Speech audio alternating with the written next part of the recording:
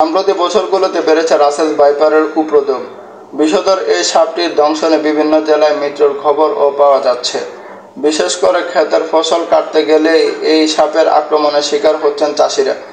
বিশেষজ্ঞরা বলেছেন, দেশে অন্তত 25টি জেলায় ছড়িয়ে পড়েছে রাসেলস ভাইপার।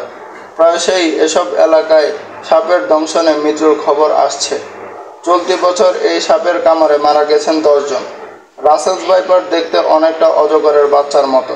ছোট ও সরু লেজের সরীসৃপটির দৈর্ঘ্য 3 থেকে 5 ফুট পর্যন্ত হয়ে থাকে। মাথা চ্যাপ্টা, ত্রিভুজাকার এবং গাঢ় থেকে আলাদা। শরীর জুড়ে অনেকটা চাঁদের মতো গাঢ় বাদামি এবং গোল গোল দাগ রয়েছে। দৈহিক বৈশিষ্ট্যের কারণে শুকনো পাতা বা ধান ক্ষেতের মধ্যে খুব সহজে লুকিয়ে রাখতে পারে নিজের দেহ। সাধারণত সব সাপেরই একটি বৈশিষ্ট্য মানুষকে এড়িয়ে চলা, কিন্তু রাসেলস ভাইপারের ক্ষেত্রে বিষয়টা একেবারেই উল্টো। এরা মানুষ দেখলে আরও বেশি আক্রমণাত্মক হয়ে ওঠে। বিষধর সাপ হিসেবে রাসেলস ভাইপারের অবস্থান পৃথিবীতে 5ম হলেও হিংস্রতার দিক থেকে এদের অবস্থান শীর্ষে।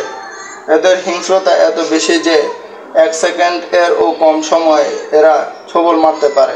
বেশিরভাগ সাপ ডিম পারলেও রাসেলস ভাইপার বাচ্চা দেয়।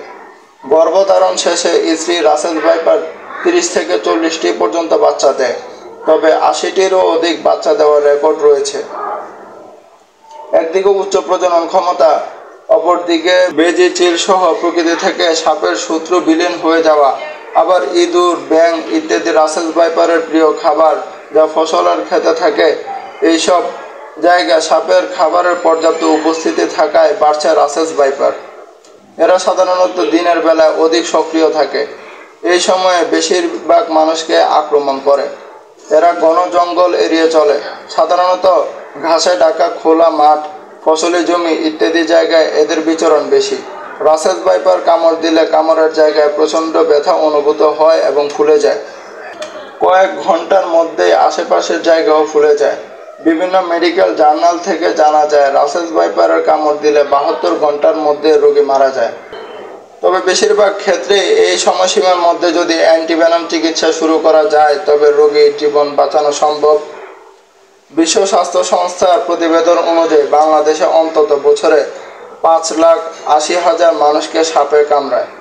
তার মধ্যে অন্তত 6,000 মানুষ মৃত্যুবরণ করে। আর গত 1 মাসে দেশের বিভিন্ন অঞ্চলে, এমনকি ঢাকার আশেপাশে, বিশেষ করে পদ্মা নদীর তীরবর্তী অঞ্চলগুলোতে দেখা গিয়েছে রাসেলস ভাইপার। এদের আক্রমণে ইতিমধ্যে মানুষের মৃত্যুও হয়েছে।